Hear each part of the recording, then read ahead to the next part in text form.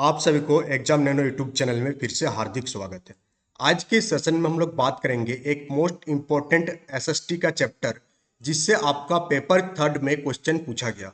2 मई से 5 मई तक जो आपका एग्जाम हुआ था पीआरटी का, उसमें आपका इस चैप्टर से क्वेश्चन देखने को मिला। तो सबसे पहले हम लोग डिस्कस करेंगे कि कौन सा क्वेश्चन पूछा गया था। और इस क्वेश्चन को देखने के बाद बहुत कोई को लगा कि क्वेश्चन कहाँ से पूछा जा रहा। तो क्वेश्चन क्या पूछा गया था? क्वेश्चन ये पूछा गया था कि निम्नलिखित में से किसने जो है आपका 1430 के दशक में पहला गैथ प्रिंटिंग प्रेस विकसित किया। तो यहाँ आपका इतिहास का क्वेश्चन है ये, और प्रिंटिंग प्रेस लिखा हुआ है। तो बहुत कोई को लगने लगा ये out of the syllabus question है या बहुत ही हार्ड क्वेश्चन है, 11 12 ग्रेजुएशन का कॉन्सेप्ट है। बट ये कॉन्सेप्ट आपका क्लास 10 का कॉन्सेप्ट है, और क्लास 10th का जो चैप्टर नंबर 5 है आपका इतिहास, मुद्रण संस्कृति और आधुनिक दुनिया, इस चैप्टर से इस क्वेश्चन को पूछा गया। और अगर आप इस चैप्टर को पढ़ के जाते, जो लोग पहले एग्जाम दिए, इस चैप्टर से आपका इस चैप्टर का जो बेस है अगर उसको आप मजबूत करके जाते तो वहां से और 2-3 क्वेश्चन आपका बनता। वो चीज आपको दिखाएंगे यहाँ पर। तो इसका आंसर हो जाएगा आपका जोहान गुटेनबर्ग, जो है आपका प्रिंटिंग प्रेस विकसित किया था कब? 1430 में।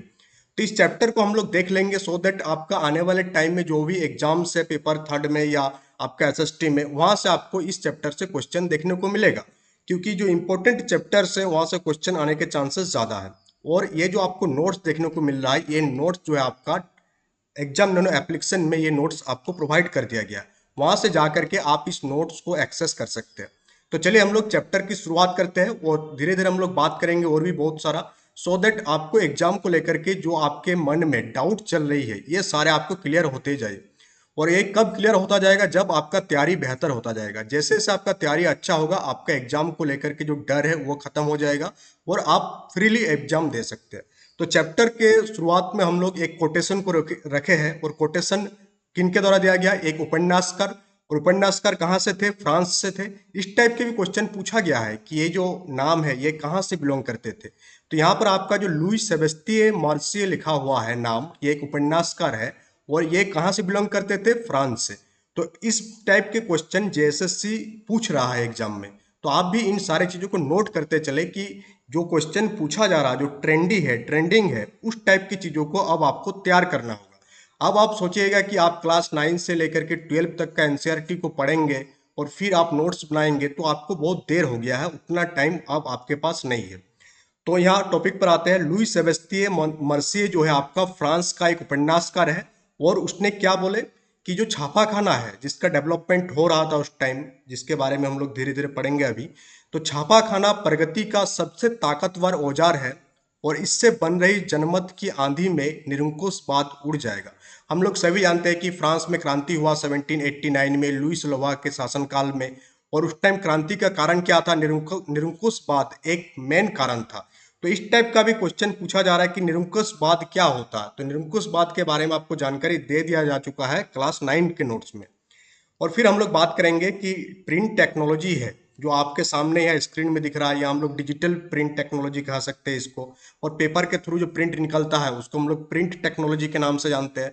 तो इसका सबसे पहली बार विकास कहाँ पर हुआ? तो सबसे पहले इसका विकास चाइना में हुआ, फिर जापान, कोरिया का नाम आता है। तो प्रिंट प्रिंट से जुड़ा हुआ सबसे पहले चाइना, प्रिंट चाइना, आप इस टाइप से भी याद रख सकते हैं। और अगर हम लोग बात करें कि स्टार्टिंग डेज में जब प्रिंट टेक्नोलॉजी का डेवलपमेंट हो रहा था, तो उस टाइम कुछ इंपॉर्टेंट किताब छपी थी, और उन सारी किताबों के नाम आपको याद रखना है। जैसे कि आपका डायमंड सूत्र। तो ये डायमंड सूत्र जो है आपका बौद्ध धर्म, बुद्धिज्म का एक इंपॉर्टेंट किताब है, जो कब छपी थी? आपका 868, कब? 1868 एडी में ये किताब आपका छपा, जिसका नाम है डायमंड सूत्र। और इसे जो है आपका जापानी भाषा का सबसे पुरानी किताब माना जाता है, एनसीईआरटी में लिखा हुआ है। तो अगर पूछ दिया जाए आपसे कि जापानी भाषा का सबसे पुरानी किताब का नाम क्या है, तो वह है डायमंड सूत्र। और साथ ही साथ हम लोग एक और चीज के बारे में बात करेंगे, वो है आपके एकार्डियन शैली। आपसे पूछ दिया जाएगा एकार्डियन शैली क्या होता है। तो एकार्डियन शैली जो है आपका पारंपरिक चीनी किताब एकार्डियन शैली कैसे बनाई जाती थी? कैसे बनाया जाता था? तो किनारों को मोड़कर बनाया जाता था। तो इस टाइप की चीजें जो टेक्निकल है, हिस्ट्री में भी ऐसा नहीं कि सिर्फ और सिर्फ आपसे डेट पूछा जाएगा, जबकि ऐसे बहुत सारा टेक्निकलिटी है जो हम लोग जब इतिहास लेखन जब चीज पढ़ते हैं, जब आप ग्रेजुएशन में आप ये पढ़े होंगे, इतिहास लेखन एक पूरा का पूरा सब्जेक्ट होता है, तो वहाँ पर इस टाइप के छोटे छोटे चीज़ों को ध्यान में रखा जाता है। और इसी टाइप की चीज़ें आप इतिहास सेक्शन में आपका जनरल कंपटीशन में भी पूछा जा रहा है, सो दैट इतिहास को लेकर के जो एक डेट वाला टैग लग चुका है वो हटे। अब हम लोग आगे बढ़ेंगे और एक किताब के बारे में बात करेंगे, वो है आपका जिकजी। ये जिकजी क्या है? तो कोरिया की जो जिकजी है ये मूवेबल मेटल टाइप के साथ मुद्रित दुनिया की सबसे पुरानी मौजूद पुस्तकों में से एक है। तो अगर आपसे पूछ दिया जाए कि दुनिया की सबसे पुरानी पुस्तक कौन सी है, तो ये भी आपका हो जाएगा कौन? जिकजी हो जाएगा, जो किस टाइप का था? मूवेबल मेटल टाइप का था। और इसमें किस चीज का उल्लेख किया गया है जिगजी में? तो जिगजी में जो है बौद्ध धर्म की कुछ विशेषताओं को बताया गया है। और इस किताब को इंपॉर्टेंस इसलिए दिया जा रहा है क्योंकि 2001 में UNESCO memory of the world register में इसको जो है अंकित किया गया है। तो जिगजी आपको समझ में आ गया क्या है? एक मूवेबल मेटल टाइप किताब है जिसमें बौद्ध धर्म की कुछ विशेषताएं यानी कैरेक्टरिस्टिक्स के बारे में बात किया गया है। और इसको 2001 में UNESCO memory of the world register में अंकित किया गया है। आप लोग कमेंट बॉक्स में यूनेस्को का फुल फॉर्म लिखेंगे। ये पूछा जा सकता है कि यूनेस्को का फुल फॉर्म क्या है, कब इसका एस्टेब्लिशमेंट हुआ है। और एक किताब के बारे में हम लोग बात करेंगे जिसे हम लोग कहते हैं 13 सेंचुरी में इसका डेवलपमेंट हुआ था, जिसे हम लोग त्रिपिटका कोरियन वुडवर्क्स मुद्रण के रूप में बौद्ध ग्रंथों का कोरियाई संग्रह है। तो आपसे पूछा जा सकता है कि बौद्ध धर्म का या बौद्ध ग्रंथ का जो कोरियाई संग्रह है उसका नाम क्या है? तो उसका नाम है त्रिपिटिका कोरियाना वुडवर्क्स।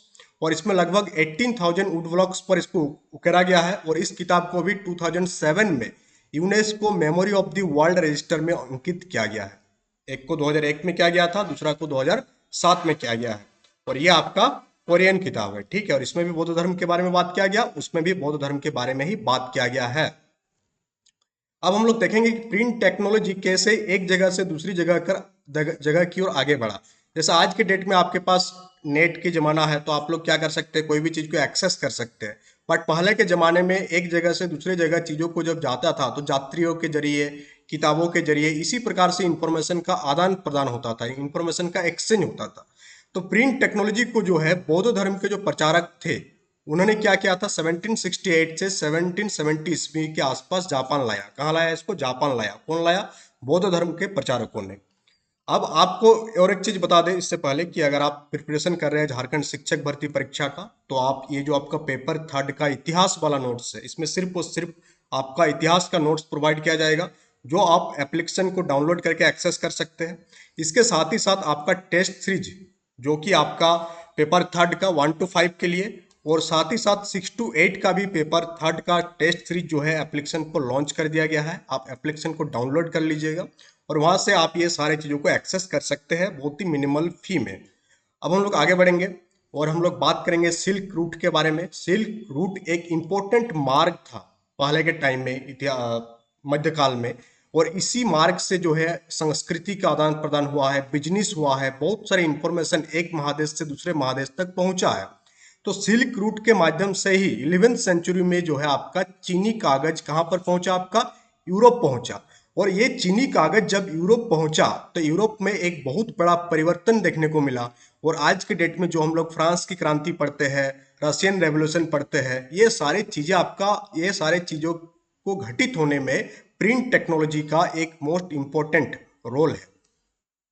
साथ ही साथ ये आपका मोस्ट इंपॉर्टेंट हो जाएगा कि 1925 में मार्को पोलो जो है चीन से जो है प्रिंटिंग टेक्नोलॉजी का नॉलेज लेकर कहाँ गया? इटली गया। कौन? Marco Polo. तो आपसे पूछा जा सकता है कि मार्को पोलो जो यात्री है ये किस देश से बिलोंग करते थे? तो ये आपका इटली के यात्री थे जो आपका चीन वगैरह, भारत वगैरह घूमने के लिए आए थे। तो मार्को पोलो कौन थे? एक यात्री थे। और यात्री के नजरिए से एक चैप्टर है आपका क्लास 12 में या क्लास 11th में आई थिंक, उस चैप्टर को आप पढ़ लीजिएगा। वहां से भी आपको एक दो क्वेश्चन देखने को मिलेगा यात्री के बारे में, कि ये यात्री किसके शासनकाल में आया था और किस टाइम आया था, कहाँ से बिलोंग करते थे। ये सारे इंफॉर्मेशन आपका दिमाग में होना चाहिए। अब आपको टू द पॉइंट पढ़ना है।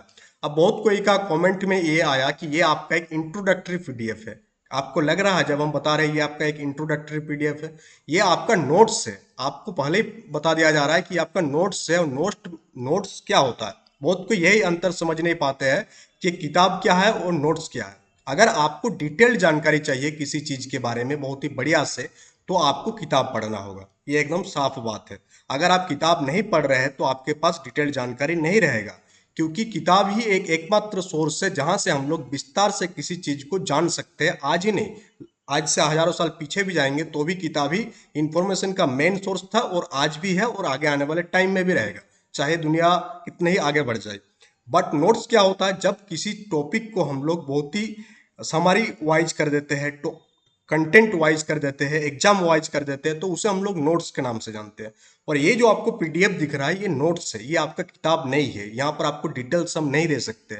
अगर यहाँ पर हम आपको डिटेल्स देंगे तो सबको ये बोलेंगे कि आप पूरा का पूरा किताब को ही छाप दिए। जबकि यहाँ पर चीजों को, जो एक सार होता है, जो इंपॉर्टेंट चीज होता है, यानी दूध से हम लोग मक्खन बना दिए हैं इसको, आप इस टाइप से समझ सकते हैं। पूरा दूध आपको अगर लेना है तो आपको किताब पढ़ना होगा, और अगर आपको नोट्स चाहिए, शॉर्ट टाइम में आपको टॉपिक को कवर करना है, शॉर्ट टाइम में आपको चीज़ों को जानना है और इंपॉर्टेंट चीज़ों को सिर्फ और सिर्फ जानना है, तो आप नोट्स का सहारा लीजिएगा। नहीं तो किताब आपके लिए बेस्ट है। बाद में कमेंट मत कीजिएगा ये सारा चीज़, क्योंकि किसी भी चीज़ को बनाने के लिए बहुत ज़्यादा मेहनत लगता है, टाइम लगता है, बहुत सारे लोगों का मेहनत है इसमें। तो ये चीज़ें बाद में सुनने में खराब लगता है कि आप तो ये दे रहे हैं वो दे रहे हैं, जबकि एक जेन्युइन फी में ये सारी चीज़ें आपको प्रोवाइड किया जा रहा है। इसके बाद भी इस टाइप का स्पैमर्स जो है चैनल में है, तो उन सारे स्पैमर्स से बच कर रहेगा। कमेंट सारा देखना पॉसिबल नहीं है, तो ऐसा बहुत सारा कमेंट आपको देखने को मिलेगा जो स्पैम के ख्याल से किया जाता है मेरे विचार से, और उन सारी चीज़ों को आप छांटते रहिएगा। इतना नॉलेज आपके अंदर हो जाना चाहिए। अगर आप एक शिक्षक बनने जा रहे हैं तो आपको पता है कि माइक्रो टीचिंग आप पढ़े होंगे बीएड में या डीएलएड में, कि what is micro teaching, micro teaching का बेनिफिट्स क्या है और माइक्रो टीचिंग हम लोग क्यों करते हैं। तो चलिए हम लोग आगे बढ़ते हैं और बेलम के बारे में जानते हैं। बेलम क्या है, ये मोस्ट इंपॉर्टेंट है। बेलम जो है आपका चर्म पत्र या जानवरों के चमड़े से बनी एक लेखन का सतह है, जिसे हम लोग बेलन के नाम से जानते हैं। और यही आपका गुटेनबर्ग का प्रिंटिंग प्रेस, जहां से आपका क्वेश्चन पूछा गया था। तो गुटेनबर्ग के बारे में हम लोग थोड़ा जान लेंगे, क्योंकि यहाँ से आपका क्वेश्चन पूछा गया था। हो सकता है फिर से पूछ दे, आपको लगेगा कि यहाँ से क्वेश्चन तो पूछा जा चुका है, नहीं पूछेगा, बट जैसे हो सकता है आपसे गेम खेल दे कि यहाँ पूछ ले, तो आप तो यहाँ पढ़ना ही एक बेस्ट सॉल्यूशन है। तो योहान गुटेनबर्ग कौन था? तो योहान गुटेनबर्ग जो है बचपन से ही क्या देख रहे थे कि तेल और जैतून पेरने का मशीनों को वो देख रहे थे, यानी उनका पिताजी का ही बिजनेस था, तो उस चीज को देख रहे थे। तो वो क्या किए, बाद में अपना जो नॉलेज, जो चीजें वो ऑब्जर्व किए और जो एक्सपीरियंस किए, उसका इस्तेमाल करके एक प्रेस का आविष्कार किया, एक प्रिंटिंग प्रेस का आविष्कार किया, जिसे हम लोग गुटेनबर्ग का प्रिंटिंग प्रेस के नाम से जानते हैं। और एक सांचा बनाया, जैतून का जो वृक्ष होता है, जैतून का जो लकड़ी होता है, उससे एक प्रेस बनाया। वो सांचे का उपयोग करके अक्षरों को जो है आपका धातुई आकृतियों को गढ़ने के लिए किया। और ये कब, ये इसका कंप्लीट यंत्र कब बन गया आपका पूरा मशीन? 1448 में बन गया। और गुटेनबर्ग का जो प्रिंटिंग प्रेस था, उससे बनने वाली पहली पुस्तक, पहली किताब का नाम है बाइबिल। तो ये आपसे पूछा जा सकता है इस बार कि गुटेनबर्ग का प्रिंटिंग प्रेस से छपने वाली पहली किताब का नाम क्या है? तो बाइबिल जो है, बाइबल जो है आपका गुटेनबर्ग के प्रेस से छपने वाली पहली किताब है। अब हम लोग आगे बढ़ेंगे और प्लाटन के बारे में जानेंगे कि व्हाट इज प्लाटन, प्लाटन क्या होता है। तो लेटर प्रेस छपाई में प्लाटन एक बोर्ड होता है, जिसे क्या किया जाता है, कागज के पीछे दबाकर टाइप करके छाप ली जाती थी। पहले ये बोर्ड काठ का होता था, बाद में इस्पात का बनने लगा। इसका डायग्राम हम दे देते तो आपको बेहतर समझ में आता। आप इसको समझाते इस टाइप से कि इसमें एक बोर्ड होता है, और इसके, जिसे हम लोग कागज के पीछे दबा करके टाइप करते हैं। बस कागज के पीछे दबा देते हैं उस चीज को, बोर्ड को, और उससे टाइप हो जाता है। उसके बाद कुछ इंपॉर्टेंट टर्म है, और वो टर्म आपको जानना जरूरी है, क्योंकि टर्म से क्वेश्चन हम देखें बहुत सारा पूछा गया आपका एग्जाम में। तो कंपोजिटर किसे कहते हैं हम लोग, आपको याद रह जाएगा, ये सब कोई बड़ा बात नहीं है। कि छपाई के लिए जो कंपोज करता है उस आदमी को हम लोग कंपोजिटर कहते हैं। गैली क्या है? एक धातुई फ्रेम है जिसमें टाइप बिछा करके इबारत बनाई जाती थी। बैलेड क्या है? तो लोकगीत का ऐतिहासिक आख्यान। जैसे आज के डेट में हम लोग अपना नाना नानी दादा दादी से हम लोग महाभारत रामायण सुनते हैं, तो उसी टाइप से जो है यूरोपियंस कंट्री में जो चलता था ऐतिहासिक कहानियों का एक लोकगीत का सीरीज, उसे ही हम लोग बैलेड के नाम से जानते हैं।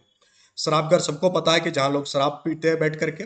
अब यहाँ से एक क्वेश्चन पूछा गया था कि प्रोटेस्टेंट धर्म सुधार आंदोलन से, आप चेक कर लीजिएगा, आपका ये जो क्वेश्चन पेपर है ये भी आपको एप्लीकेशन में डाल दिया गया है, वहां से ये क्वेश्चन आपको मिल जाएगा। वहां पर आपको प्रोटेस्टेंट धर्म सुधार आंदोलन से आपका एक क्वेश्चन पूछा गया है। तो एक ही चैप्टर को पढ़ करके, यानी 7 पेज के इस चैप्टर को पढ़ करके अगर आपसे 2 या 3 क्वेश्चन बन जा रहा है, तो ये एक बहुत ही बड़ा आपके लिए उपलब्धि होगा। तो प्रोटेस्टेंट धर्म सुधार जो है आपका किसने शुरुआत किया था? मार्टिन लूथर के द्वारा शुरुआत किया गया था। और ये क्या था, तो 16th सेंचुरी में यूरोप में जो है आपका रोमन कैथोलिक चर्च में ये सुधार का एक आंदोलन था। रोम से भी एक क्वेश्चन था, तो इसी टाइप से क्वेश्चन को बनाया जा रहा। कैथोलिक ईसाई मत के विरोध में, ये जो कैथोलिक ईसाई का जो सिस्टम था, मत था, उसके विरोध में कोई धाराएं निकली। उसी प्रकार से एक टर्म है आपका इंक्विजिशन। इंक्विजिशन क्या है, ये आपका धर्म अदालत है, और इसमें विधर्मियों को शिनाख्त करके उसको सजा दिया जाता था। और इंक्विजिशन जो है आपका एक कैथोलिक संस्था है। कौन सा, रोमन कैथोलिक संस्था है। नेक्स्ट है आपका चैप बुक। चैप बुक क्या है, तो पॉकेट बुक के आकार का किताब के लिए इस्तेमाल की जाने वाले एक शब्द है। पॉकेट बुक से आप याद रखिएगा चैप बुक। चैप बुक क्या है, पॉकेट बुक है। अब हम लोग बात करेंगे कि 1920 आते आते इंग्लैंड में जो है आपका साहित्य का प्रचार हुआ, और साहित्य को सस्ते दामों पर बेचा जाता था। किस प्रकार से, सिलिंग सीरीज के नाम से उस चीज को हम लोग जानते थे, ताकि साहित्य क्या हो और लोकप्रिय हो। कोई चीज अगर सस्ते होगा तो वो ज्यादा लोकप्रिय होगा। इसीलिए जो है इस कोर्स का प्राइस कम रखा गया। इस कोर्स का प्राइस कम रखने के कारण, इस नोट्स का प्राइस कम रखने के कारण ये है कि ताकि ये नोट्स ज़्यादा लोकप्रिय हो, ज़्यादा बच्चों तक पहुंचे, ज़्यादा बच्चे इसको एक्सेस कर पाए। यहाँ पर भी हम लोग सीलिंग सीरीज का टेक्नोलॉजी जो कॉन्सेप्ट है उसका यूज किया है इस नोट्स को हम लोग लोगों तक पहुंचाने के लिए, ताकि ज़्यादा से ज़्यादा लोग इस नोट्स को पढ़ेंगे तो ज़्यादा से ज़्यादा बच्चे इससे बेनिफिट होंगे, और मैक्सिमम बच्चों के इससे सिलेक्शन होगा। हम चाहते थे इस नोट्स का प्राइस और भी रख सकते थे, और लोग बाय करते उस प्राइस में। ऐसा नहीं कि उस प्राइस में बाय नहीं करते, क्योंकि इस नोट्स का जो क्वालिटी है, जो खासियत है, ये आपको देखकर पता चल रहा है कि खासियत क्या है इस नोट्स का। इस टाइप के नोट्स बनाने में बहुत ही ज़्यादा मेहनत करना पड़ता है। एक एक चीज़ को एनसीईआरटी से में पढ़ना पड़ता है, फिर बाकी सोर्सेज से भी हम लोग को देखना पड़ता है कि कहाँ से और एक्स्ट्रा इन्फॉर्मेशन हम लोग डाल दें। तो ये सारे नोट्स अगर आपको बहुत ही सस्ते दाम पर मिल रहा है, तो इसके पीछे का रीजन यही है कि इस नोट्स का लोकप्रिय होने के कारण इसका प्राइस कम रखा गया। अब हम लोग आगे बढ़ते हैं पांडुलिपि के बारे में। तो हम लोग जानते हैं कि महाभारत, रामायण, ये सारी चीजें आपका पांडुलिपि में लिखा हुआ था। पांडुलिपि क्या होती है कि इसको कागज पर हम लोग नकल करके बनाते हैं। जो पेड़ के पत्ती होती है, ताड़ के पत्ती पर आपका जो लिख कर रखते थे पहले के टाइम में, ऋग्वेद जो आपको लिखा गया था उस टाइम, तो प्राचीन काल में, तो वहां पर पांडुलिपि का इस्तेमाल होता था। अब हम लोग इंडिया के सेंस में कुछ बात करेंगे कि इंडिया में कब प्रिंटिंग प्रेस आया, इंडिया में कैसे प्रिंट टेक्नोलॉजी का डेवलपमेंट हुआ, कौन कौन से इंपॉर्टेंट किताबें लिखी गई।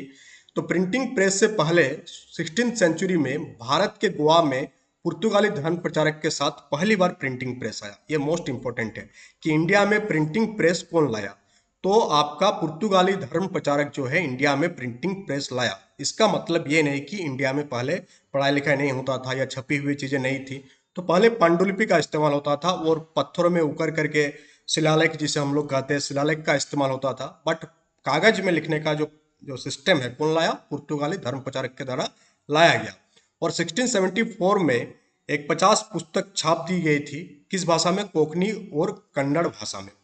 और फिर कैथोलिक पुजारियों ने 1579 में कोचीन में पहली तमिल किताब छापी, और 1713 में पहली मलयालम पुस्तक छपी। तो आप याद रखिएगा कि पहली तमिल किताब कब छपा था, 1579 में, और पहली मलयालम किताब आपका 1713 में छपा।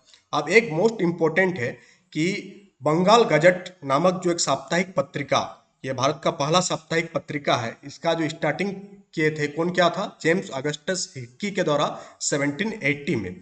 और ये जो आपका बंगाल गजट का प्रकाशन किसने आरंभ किया था, गंगाधर भट्टाचार्य के द्वारा आरंभ किया गया था, और इसका संपादन किया गया था जेम्स अगस्टस हिक्की।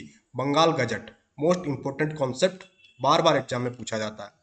और बंगाल गजट ही भारत का पहला अखबार था जिसको किसने प्रकाशन स्टार्ट किया था, गंगाधर भट्टाचार्य। और संवाद कौमुदी राजा राममोहन राय के द्वारा लिखा गया कब, 1821 में इसका प्रकाशन स्टार्ट हुआ। कौन सा पत्रिका, संवाद कौमुदी। इसके बाद 1810 में आपका कलकत्ता में तुलसीदास द्वारा लिखित रामचरितमानस को छापा गया। ये सारा कुछ इंपॉर्टेंट इन्फॉर्मेशन है जो आपको स्क्रीन में दिख रहा है।